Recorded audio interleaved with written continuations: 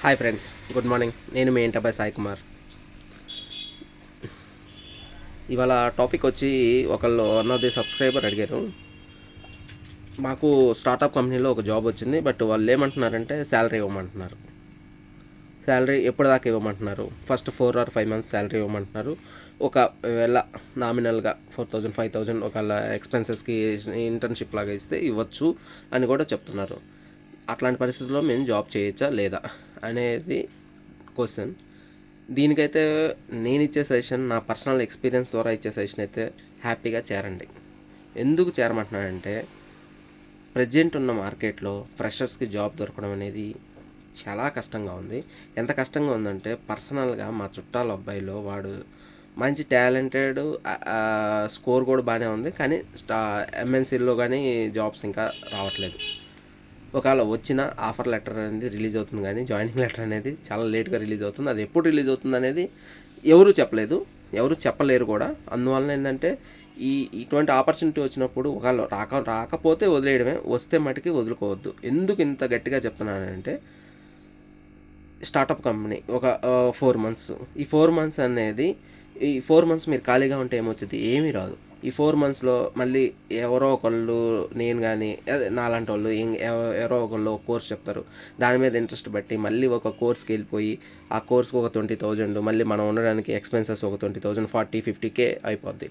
ఆ 50K ఏదో ఈ జాబ్ చేస్తూ ఉంటే, job environment first point. Job environment తెలిసిద్ది. నెక్స్ట్ అసలుకి జాబ్ ఎన్విరాన్మెంట్ అంటే, ఒక ఆఫీస్లోకి మనం కాలేజీ నుంచి వచ్చాము, కాలేజీ నుంచి బయటకు వచ్చిన తర్వాత ఆఫీస్లో ఎన్విరాన్మెంట్ అనేది ఎలా ఉంటుందో ఎవరికి తెలియదు.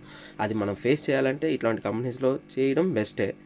ఆఫీస్ ఎన్విరాన్మెంట్, ఆఫీస్ పాలిటిక్స్ ఎలా ఉంటాయి, వర్క్ ఎన్విరాన్మెంట్, వర్క్ మనం అసైన్ చేస్తే ఎలా స్టార్ట్ చేయాలి, ఎలా ఎండ్ చేయాలి, మనకి ఏదైనా డౌట్ వస్తే ఎవరిని అడగాలి, ఎలా అప్రోచ్ అవ్వాలనేది తెలిసిద్ది.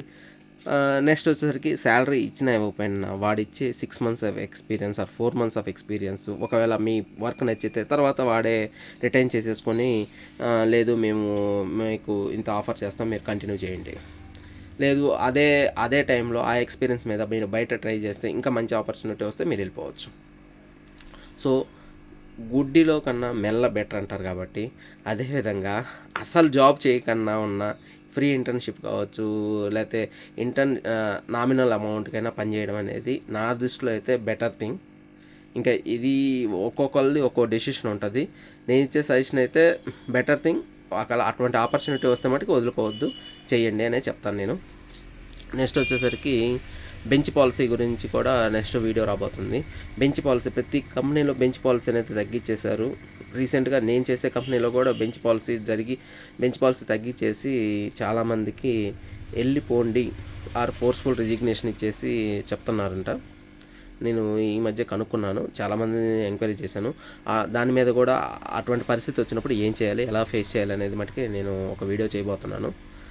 So be aware of these things. Freshers, startup company కూడా మంచిది. స్టార్టప్ జాబ్ శాలరీ తక్కువ ఇచ్చినా, అసలు ఇవ్వకపోయినా కూడా ఆపర్చునిటీ వస్తే మటుకి వదలకండి, చేయండి. This is the today's news. Please subscribe our channel. Videos చూస్తున్నారు కానీ సబ్స్క్రైబ్ చేయట్లేదు. Please don't miss this type of stuff and all. ఇవి ఎవరు చెప్పరండి, ఇవి ఎవరు ఎక్కడ చదివితే వచ్చే ఎక్స్పీరియన్స్ అయితే కాదు. మా ఎక్స్పీరియన్స్ అయ్యి మేము చేసిన తప్పులు ఫ్యూచర్ జనరేషన్ చేయకూడదని చెప్పి మేము ఇలా వివరిస్తూ ఉంటాము. Please like, share and subscribe our channel, Me India by Sai Kumar. This is dropping, signing off. Thank you.